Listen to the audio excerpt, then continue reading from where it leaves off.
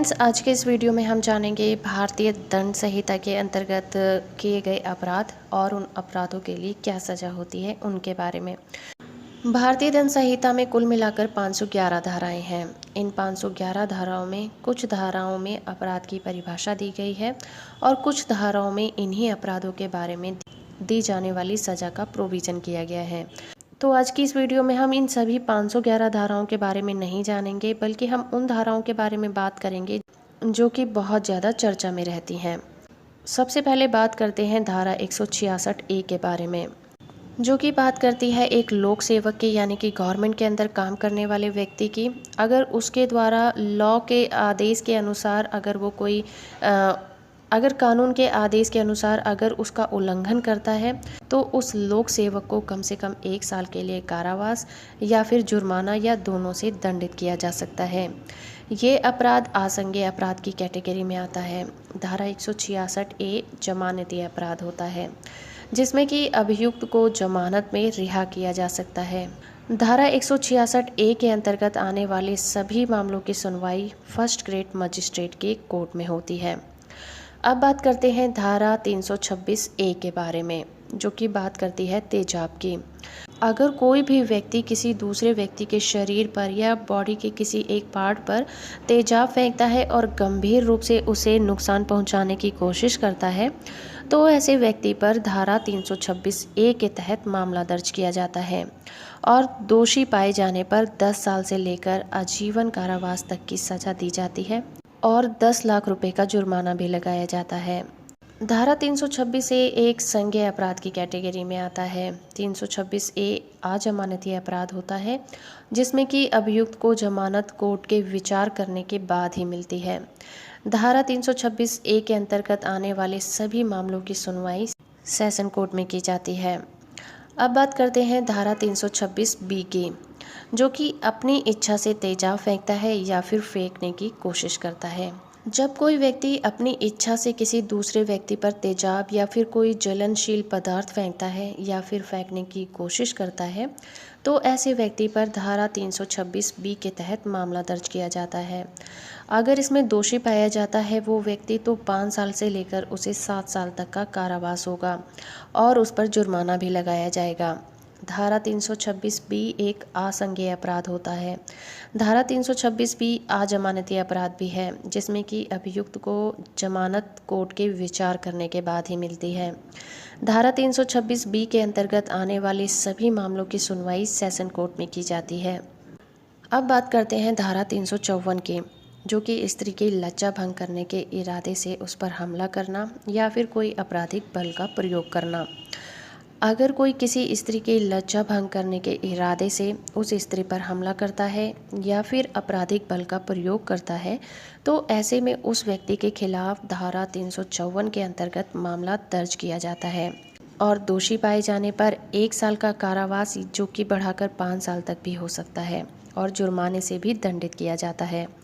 धारा 354 एक असंज्ञेय अपराध की कैटेगरी में आता है। अजमानती अपराध होने के कारण अभियुक्त को जमानत कोर्ट के विचार विमर्श करने के बाद ही मिलता है। धारा 354 के अंतर्गत आने वाले सभी मामलों की सुनवाई मजिस्ट्रेट के यहाँ पर होती है।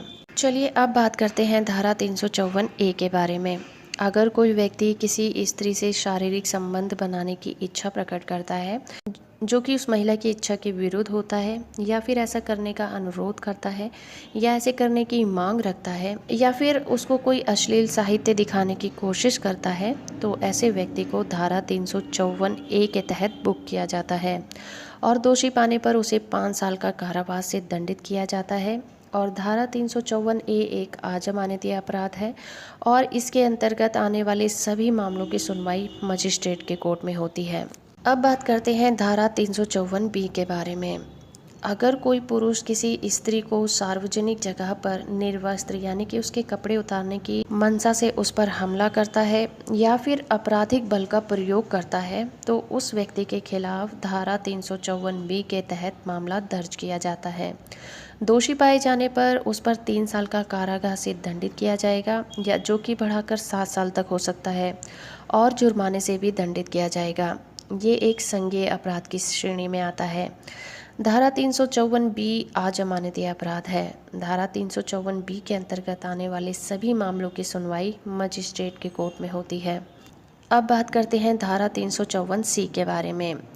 किसी निजी कार्य में लगी हुई कोई स्त्री को एकटक देखना या फिर उसका चित्र खींचना यानी कि फोटोग्राफी करना, उस फोटो को प्रसारित करना, तो उस व्यक्ति के खिलाफ धारा 354 सी के तहत मामला दर्ज किया जाएगा और पहली बार दोषी पाए जाने पर उस व्यक्ति को 1 साल तक का कारावास की सज़ा से दंडित किया जाएगा, जो कि बढ़ाकर 3 साल तक हो सकता है, और जुर्माना भी लगाया जाएगा। पहली बार अपराध करने पर दोषी को जमानत पर रिहा भी किया जा सकता है, लेकिन अगर दूसरी बार दोषी पाया जाता है तो ऐसे व्यक्ति को 3 साल का कारावास और जो कि बढ़ाकर 7 साल तक हो सकता है, और जुर्माने से भी दंडित किया जाएगा। ये एक असंज्ञेय अपराध की कैटेगरी में आता है, यानी कि अजमानती अपराध है। धारा 354 सी के अंतर्गत आने वाले सभी मामलों की सुनवाई मजिस्ट्रेट के कोर्ट में होती है। अब बात करते हैं धारा 354 डी के बारे में, यानी कि किसी का पीछा करना। अगर कोई पुरुष किसी स्त्री का पीछा उसकी मर्जी के खिलाफ करता है और उसके मना करने के बावजूद भी उसका बार बार पीछा करता है या उसे संपर्क करने की कोशिश करता है, या फिर उस स्त्री को इंटरनेट का उपयोग करके ईमेल भेजता है या फिर किसी दूसरे इलेक्ट्रॉनिक ज़रिए से उसको मैसेजिंग करता है या मॉनिटरिंग करता है, तो ऐसे व्यक्ति के खिलाफ धारा 354 डी के अंतर्गत मामला दर्ज किया जाता है और दोषी पाए जाने पर 1 साल तक का कारावास, जो कि बढ़ाकर 3 साल तक हो सकता है, और उस पर जुर्माना भी लगाया जा सकता है। धारा 354 डी एक संज्ञेय अपराध की कैटेगरी में आता है। ये एक अजमानती अपराध है। धारा 354 डी के अंतर्गत आने वाले सभी मामलों की सुनवाई मजिस्ट्रेट के यहाँ पर होती है। तो फ्रेंड्स, ये था आज का हमारा वीडियो आईपीसी के कुछ महत्वपूर्ण धाराओं के ऊपर। उम्मीद करती हूँ आपको ये वीडियो पसंद आया होगा।